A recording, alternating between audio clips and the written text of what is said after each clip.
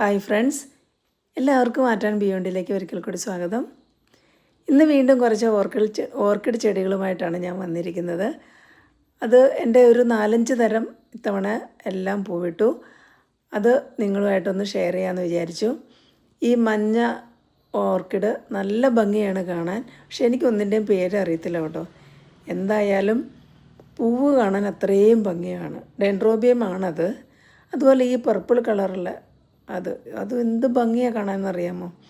കുറേ നാളുകളായിട്ട് കയ്യിലുണ്ടായിരുന്നു കാണില്ല, ഇപ്പോഴാണ് ഇതെല്ലാം നിന്ന് പൂവിടാൻ തുടങ്ങിയത്.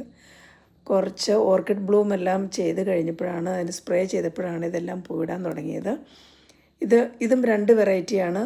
മുകളിലുള്ളതിന് പൂവിന് കരുത്ത് കുറവാണെങ്കിലും അത് കൊലയായിട്ട് നിൽക്കുന്ന കാണാൻ നല്ല ഭംഗിയാണ്. ഈ പിങ്കും ആൻഡ് പർപ്പിളും അതിലും ഭംഗിയാണ്.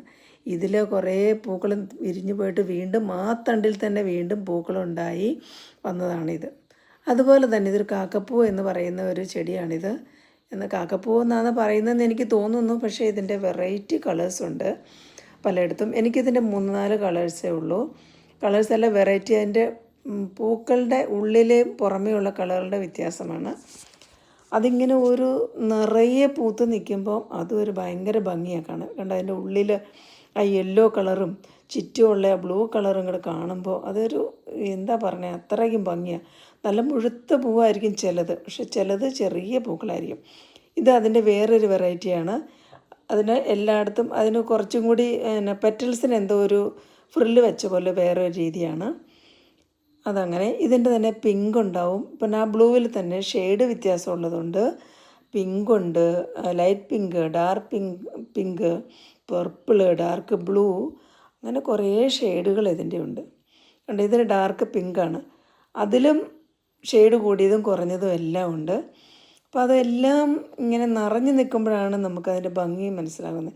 ഞാനിതൊക്കെ ഉപേക്ഷിച്ച ചെടികളായിരുന്നു, പക്ഷേ ഈ ഇടയിൽ അത് കുറേ ഇങ്ങനെ തന്നെ ചെടിച്ചട്ടിയിൽ മുളച്ച് വന്ന് പൂത്ത് നിൽക്കുന്നതാണ്. അപ്പോൾ എനിക്ക് പറിച്ച് കളയാൻ തോന്നിയില്ല.